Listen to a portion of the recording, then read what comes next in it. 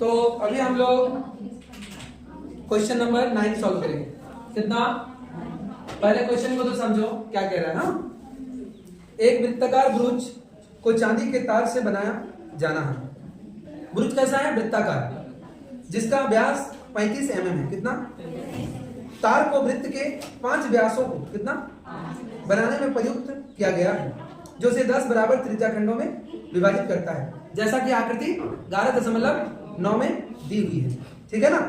तो ज्ञात कीजिए कुल वांछित चांदी के तार की लंबाई और ब्रुज के प्रत्येक त्रिज्यखंड का क्षेत्रफल। तो चलिए क्वेश्चन को सॉल्व करते हैं। देखो ध्यान से, सबसे पहले हम क्या बनाते हैं? एक ब्रुज। और कैसा ब्रुज बनाएंगे बाबू? वृत्ताकार। ध्यान दीजिएगा, हल्ला कोई नहीं करिए, इधर ध्यान दीजिए। इसको सॉल्व करते हैं। और सबसे पहले देखो, इस वृत्ताकार जो ब्रुज है उसका व्यास जो है वो कितना है? 35 mm। कितना है बाबू? 35 मिलीमीटर। सॉरी, यहाँ व्यास लिख दिया, त्रिज्या लिख दिया ना। क्या लिखेंगे यहाँ? व्यास। ठीक है ना। इसलिए त्रिज्या क्या हो जाएगा बाबू? त्रिज्या कितना हो जाएगा? 35/2 mm। बात समझ में आ रही है? और इसको देखो ध्यान से, कितना व्यास लेके क्या है? 1, फिर कितना? 5 को लिया ना बाबू, 5 को व्यास लिया है। 1, 2, 3, हाँ यहां से एक खींच दो, ये 2 हुआ, हाँ 3 को हुआ,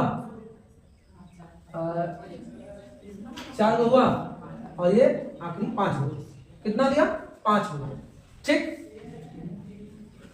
तो ध्यान से देखो क्या बोला है, इस ब्रुज को बनाने में जितना तार लगा है ना, हाँ तार की लंबाई निकालना है। तो लिखेंगे ब्रुज क्या? ब्रुज को बनाने में, ब्रुज को बनाने में या ब्रुज को बनाने में लगे क्या? लगे तार की लंबाई। तार की लंबाई बराबर क्या होगी? सबसे पहले देखो, इस ब्रुज को बनाया है तो ये तार है, मान लो ये तार है, ये पूरा वृत्ताकार है, तो वृत्त का क्या निकालना पड़ेगा? वृत्त का नहीं बोल पा रहे हो, परिमाप या परिधि। परिधि बोलो चाहे परिमाप बोलो, ठीक है। बात प्लस और क्या बोलो? 5 को व्यास लिया है, ध्यान से बोला है ना, 5 को व्यास, यानी 5 इंटू एक व्यास कितना मीटर? मिलीमीटर। 35 मिलीमीटर। तो 5 के लिए क्या? 5 से गुना करना है। चलिए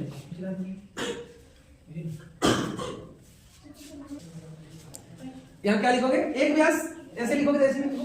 चलो व्यास, एक व्यास कितना? 35, वही बात है।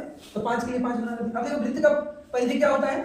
2πr प्लस 5 इंटू 35 mm ना। अब देखो 2 इंटू पाई का वैल्यू दिया है क्या? नहीं दिया है, तो 22/7 डालना है। आर कितना है? आर है 35/2 mm हो गया, प्लस 5 × 25 के 5, 5 किया 15, 15 2 17 mm। कोई दिक्कत नहीं, ये कट जाएंगे, 7 × 35। अब देखो 5 दूनी 10, 5 दूनी 10 1 11, इतना mm, और इधर कितना? 175 mm। कोई दिक्कत नहीं। 100 और 100 कितना? 200, 75 और 10 कितना? 85, इतना mm। इसकी जरूरत पड़ेगी, तार की जरूरत पड़ेगी इस ब्रुज को बनाने की। कोई दिक्कत नहीं। ध्यान से देखो, अभी दूसरा क्वेश्चन भी इसी में पूछा है। क्या पूछा है कि क्या को त्रिज्यखंड बनाया? 1 2 3 4 5 6 7 8 9 10, प्रत्येक का पूछा है। प्रत्येक में एक का पूछा है, 10 का नहीं पूछा है। तो कोई एक उठा के ले लो। तो त्रिज्यखंड का क्षेत्रफल निकालने के लिए क्या चाहिए मुझे? त्रिज्या चाहिए। और क्या चाहिए वो? कौन चाहिए? और कौन चाहिए? तो देखो त्रिज्यखंड क्या? त्रिज्यखंड का क्षेत्रफल, त्रिज्या क्या? इधर तो लिखा हुआ है त्रिज्या ना, बस हमको क्या चाहिए? कौन चाहिए ना। तो कौन भी निकाल लेते हैं ना। क्या निकाल लेते हैं? कौन निकाल लेते हैं। सबसे पहले एक काम करते हैं, इसका नाम दे देते हैं। इसका नाम ओ दे दो, ए दे दो, और पी दे दो यहाँ, और ये बी। इससे क्या होगा? लिखेंगे त्रिज्यखंड क्या? त्रिज्यखंड ओ ए पी बी में ना क्या निकालना? थीटा। प्रत्येक का थीटा निकालना है। टोटल कितना होता है? कुल कोण कितना होता है? 360 डिग्री। और बराबर के को बना है 10 को, 10 से भाग दे देंगे, कितना आएगा? 36 डिग्री। बात समझ में आ रहा है? ठीक। अब क्या करेंगे? क्षेत्रफल किसका? प्रत्येक त्रिज्यखंड का। तो क्षेत्रफल बराबर क्या होता है पाई आर स्क्वायर थीटा 360 डिग्री। तो पाई का वैल्यू नहीं दिया है 22/7, आर स्क्वायर यानी 35/2 35/2 इनटू 36 डिग्री बटे 360। ये कट जाएंगे 10 होगा और ये 7 × 5 = 35 और ये 5 × 10 और ये 2 11। क्या बचा है 11 × 35। ऊपर में कोई कुछ नहीं बचा, नीचे 4 बचा। क्या हो जाएगा 35 को 11 से गुना करोगे तो 5 8 3 385/4।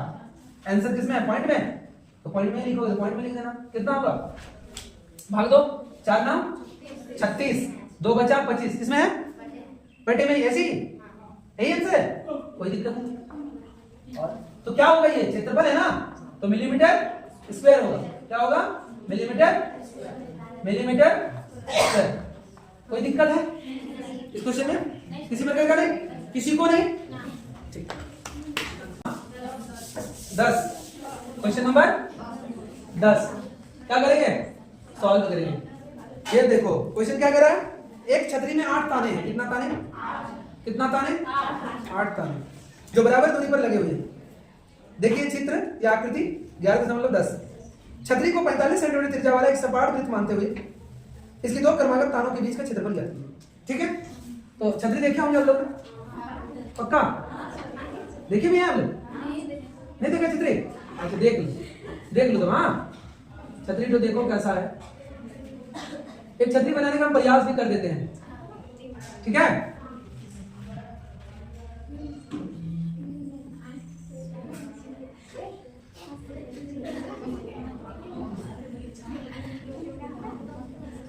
ये छतरी मेरा ले मत जाना, अच्छा है चलो ये हुई ना बात, कम से कम नाम तो किया। अच्छा ये बटन वाला है दबाओगे खुल जाए। ठीक है क्या छोड़ो इसको, जब खोलेंगे इसका कपड़ा दो खोल देते हैं ना, मिस्त्री आया और तू खोल दिया ऐसा सपाट बन गया ना। और कितना ताना लगाया था 8 ताने लगाया था। कितने ताने लगाए थे 8 ताने। देखो 8 ताने हुआ, यहां से देखो 1 2 3 4 5 6 7 8 हुआ ना। ठीक अब हो रहा है 2 इन्हीं दो क्रमागत तानों के बीच का क्षेत्रफल निकालना। तो 2 ये मान लेते हैं ए और ये बी, ये दो ताने के बीच का जो क्षेत्रफल है वो कितना है जो दिख रहा है वही ना, वो निकालेंगे हम लोग। ठीक है ना बाबू, लेकिन हमको जानना होगा इसकी त्रिज्या क्या है और इसका कोण क्या है ना। तो आर बराबर कितना है 45 सेंटीमीटर है ना, और थीटा कोण बराबर कितना है प्रकाश टोटल कितना 360 डिग्री। और कितना है ऐसे 1 2 3 4 5 6 7 8, तो 8 से डिवाइड कर देंगे। हाँ अच्छा रहने दो यही होगा।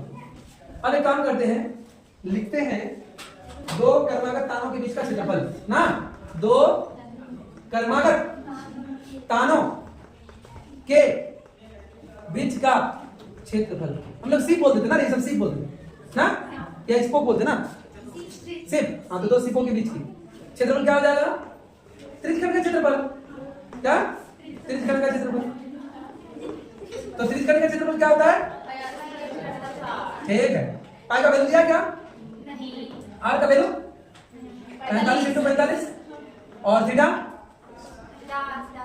360/8 और नीचे 360 है ना। ये तो गया नहीं बचा क्या 22 10 गुना 45 गुना 45/7 × 8 कटेगा क्या, यही तो कटता 11 होगा और यहाँ 4 होगा, तो यहाँ क्या कर दो 4 कर दो, यहाँ क्या कर दो 4 कर दो। ठीक है जी, अब इसको क्या करना है गुना कर दो। 45 × 45 कितना होगा 5 5 22 27 5/4 से 28। जान में जाना ऐसा भाग नहीं करना पड़ा, इतना बड़ा भी भाग करना पड़ा फिर मुश्किल बात ना।